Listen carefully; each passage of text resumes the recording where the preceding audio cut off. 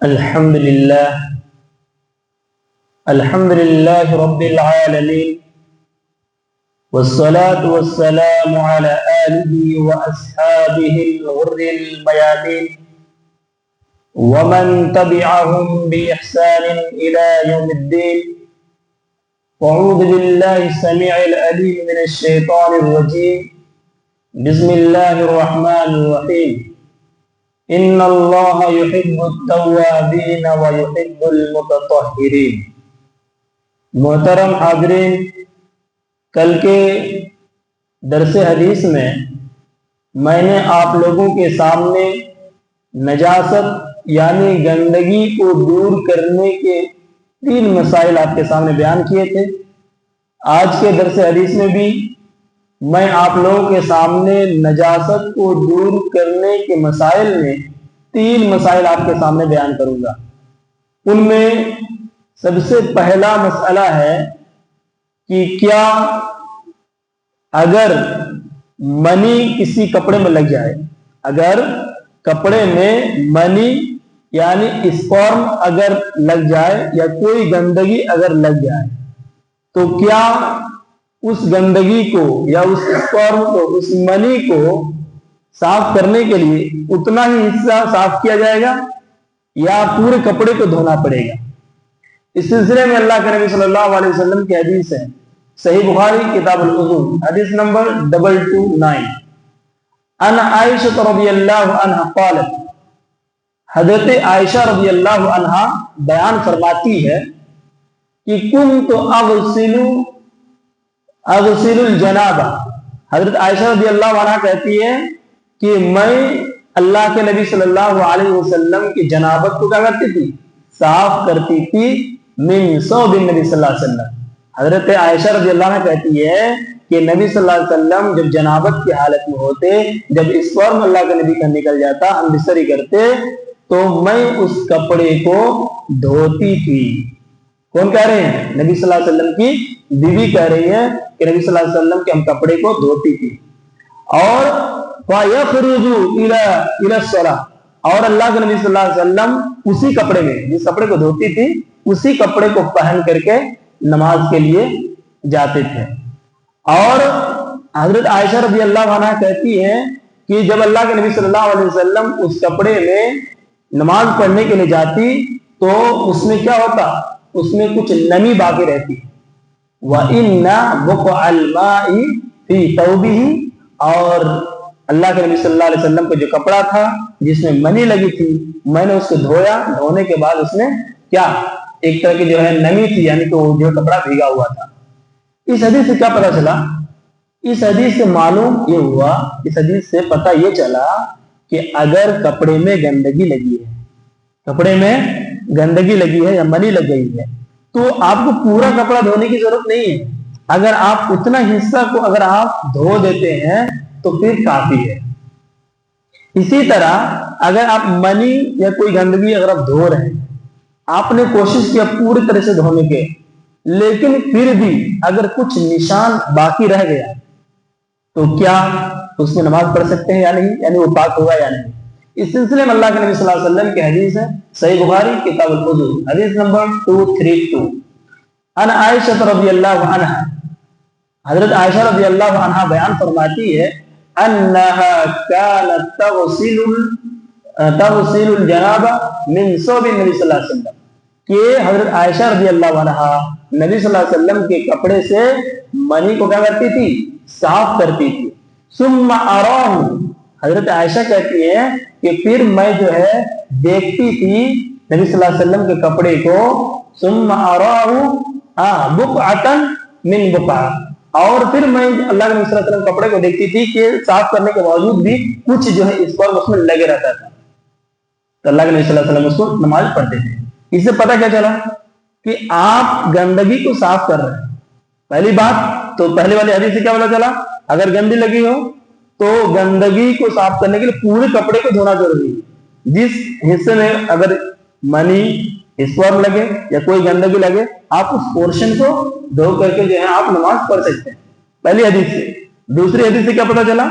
دوسری حدیث سے پتہ یہ چلا کہ اگر آپ کے کپڑے میں گندگی لگی ہے इस पर लगी है और उसको आपने कोशिश किया पूरी तरीके से साफ करने की, लेकिन फिर भी कुछ कुछ निशान अगर बाकी रह जाए तो उसमें कोई प्रॉब्लम नहीं है, आपका जो है कपड़ा बिल्कुल पाक होगा, आप उसमें नमाज पढ़ सकते हैं। इसी तरह दूसरा मसला है कि जूते में लगी गंदगी, मान लीजिए आप जूता पहने हैं, आपके जूते में गंदगी लगी है, तो क्या उस जूते को जमीन पर रगड़ देने से जूता पाक हो जाएगा? इस सिलसिले में अल्लाह के नबी सल्लल्लाहु अलैहि वसल्लम की हदीस है, सुनन अबू दाऊद किताब अत-तहारा हदीस नंबर 385, अन अबी सईद खुदरी रज़ियल्लाहु अन्हु, हजरत अबू सईद खुदरी रज़ियल्लाहु अन्हु बयान फरमाते हैं कि क़ाल रसूलुल्लाह सल्लल्लाहु अलैहि वसल्लम, नबी सल्लल्लाहु अलैहि वसल्लम ने फरमाया, इज़ा जाअ अहदुकुमुल मस्जिद फलयक़लिब नअलैहि फलयंजुर फीहिमा, कि जब तुम मस्जिद आओ तो अपने जूते को उल्टा करके देख लिया करो। जब तुम मस्जिद आओ अपने जूते को, चप्पल को क्या करो, तुम जो है उल्टा करके देख लिया करो। फ़इन रअा खबसन फलयमसहु, अगर जूते में, चप्पल में गंदगी अगर दिख जाए उसको जमीन में रगड़ दो, जमीन में उसको रगड़ दो, पोंछ लो, फलयुसल्ली बिहिमा, और फिर उसमें आप नमाज पढ़ो। तो इस हदीस से पता ये चला, अगर आपके जूते में, चप्पल में अगर गंदगी लगी है, अगर आप उसको जमीन पर रगड़ देते हैं तो जमीन पाक होती है, तो रगड़ने की वजह से आपका जूता या आपका चप्पल पाक हो जाएगा, आप उस पर फिर नमाज पढ़ सकते हैं, इसमें कोई हरज की बात नहीं है। इसी तरह अगर मान लीजिए औरतें हैं, मान लीजिए कभी हिजाब या बुर्का पहन के जाती है, तो उनका बुर्का क्या है, जमीन से टच होता हुआ जाता है। औरतों का जो बुर्का होता है वो जमीन से बिल्कुल टच होता है, और टच होते हुए जब उसका बुर्का चलता है, हो सकता है रास्ते में बहुत सारी गंदगी, तो क्या उसमें नमाज पढ़ सकते हैं? जी बिल्कुल उसमें पढ़ सकते हैं। अगर उस बुर्के में रास्ते में चलने की वजह से कोई गंदगी अगर लग जाए तो फिर चलने के बाद जो आगे चलेगी, मान लीजिए यहाँ पे गंदगी है, बुर्का पहन के गई, उसमें घिसटते हुए गई, बुर्के में लग गया, निकाब में लग गया, फिर वो औरत आगे चली, चलने से आगे क्या है, जमीन पाक है, तो वो जमीन पाक जो है इस गंदगी को मिटा देती है। तो इसलिए अगर औरतें निकाब पहनती हैं और उसका निकाब या कोई भी कपड़ा जमीन से घसीट कर अगर चलता है और आगे जमीन है जो कि पाक है, तो वो पाक जमीन, पाक मिट्टी उसकी कपड़े को पाक कर देती है, जैसा कि अल्लाह के नबी सल्लल्लाहु अलैहि वसल्लम की हदीस है, सुनन इब्न माजा किताब अत-तहारा हदीस नंबर 410, अन अबी उमर रज़ियल्लाहु अन्हु, हजरत उमर रज़ियल्लाहु अन्हु बयान फरमाते हैं कि बनु अब्दुल अशहल की एक औरत अल्लाह के नबी के पास आई और आने के बाद सवाल की कि अल्लाह के रसूल, मैं मस्जिद नमाज पढ़ने के लिए जाती हूँ, रास्ते में गंदगी रहती है और मेरे कपड़े में वो गंदगी लग जाती है, क्या अल्लाह के रसूल मैं उस कपड़े में नमाज पढ़ सकती हूँ? तो अल्लाह के नबी सल्लल्लाहु अलैहि वसल्लम ने फरमाया कि तुम उस कपड़े में नमाज पढ़ सकती हो, इसलिए कि जब तुम्हारे कपड़े में गंदगी लगती है, फिर तुम जब आगे चलती हो तो आगे की जमीन पाक होती है, तो तुम्हारी ये गंदगी वो पाक जो आगे जमीन है वो पाक कर देती है। तो इस हदीस से पता चला कि अगर कपड़े में गंदगी लगे और वो कपड़ा फिर जमीन से घसीट करके चले, तो फिर वो आगे जमीन जो है उस नापाकी को दूर कर देती है। इसी तरह तीसरा मसला है कि अगर वो पेशाब सूख जाए तो क्या जमीन पाक होगी या नहीं? जैसे कि जमीन है, ठीक है, उसमें कोई पेशाब कर दिया और वो पेशाब सूख गया, सूखने के बाद वो जमीन पाक होगी या नापाक होगी? इस सिलसिले में अल्लाह के नबी सल्लल्लाहु अलैहि वसल्लम की हदीस है, सही बुखारी किताब अत-तहारा हदीस नंबर 220, अन अब्दुल्लाह बिन मसऊद रज़ियल्लाहु अन्हु, हजरत अबू मसऊद रज़ियल्लाहु अन्हु बयान फरमाते हैं कि इदा क़ामा कि एक जो है देहाती आदमी आया और आने के बाद क्या किया, पेशाब करना शुरू कर दिया। जा आराबियुन, एक देहाती आदमी आया फी फबाल फी ताइफतिल मस्जिद, और मस्जिद के कोने में पेशाब करना शुरू कर दिया। कल के 10वें में मैंने ये बात यह कही थी।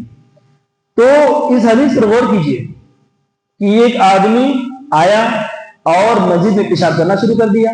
अल्लाह के नबी सल्लल्लाहु अलैहि वसल्लम ने क्या कहा, सहाबा को हुक्म दिया कि उस पे पानी छिड़का दो, पानी जो है उसको बहा दो।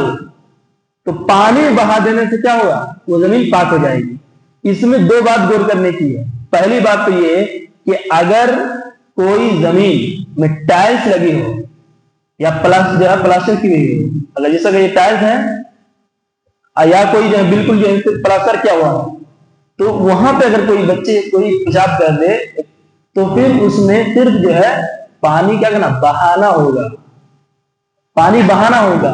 लेकिन अगर वो आम जमीन हो, जैसे प्लास्टर भी नहीं है, खेत खलियान वाली जमीन होती है, वहां पे अगर पेशाब कर दे और वो पेशाब सूख जाए तो वो ऑटोमेटिक पाक हो जाएगी।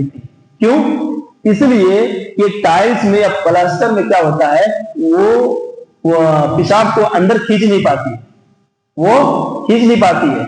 जबकि आम जमीन पे क्या करती हैं, उस पेशाब को वो खींच लेती हैं, अपने तरफ जज्ब कर लेती है। इसलिए अगर खेत खलियान में पेशाब हो और वो पेशाब सूख जाए तो सूखने के बाद वो मिट्टी पाक हो जाएगी। लेकिन अगर कोई घर है, मस्जिद है, कहीं टाइल्स और प्लास्टर लगा हुआ है, तो वहां पे पेशाब हो कर दे तो फिर उस पे सिर्फ पानी बहाना पड़ेगा।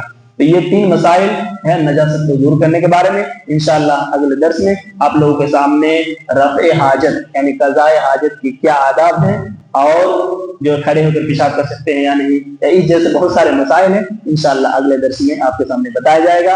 अल्लाह रब्बुल आलमीन से दुआ है अल्लाह रब्बुल आलमीन इन तमाम मसाइल को समझने और इस पर अमल पैरा होने की तौफीक अता फरमाए। आमीन।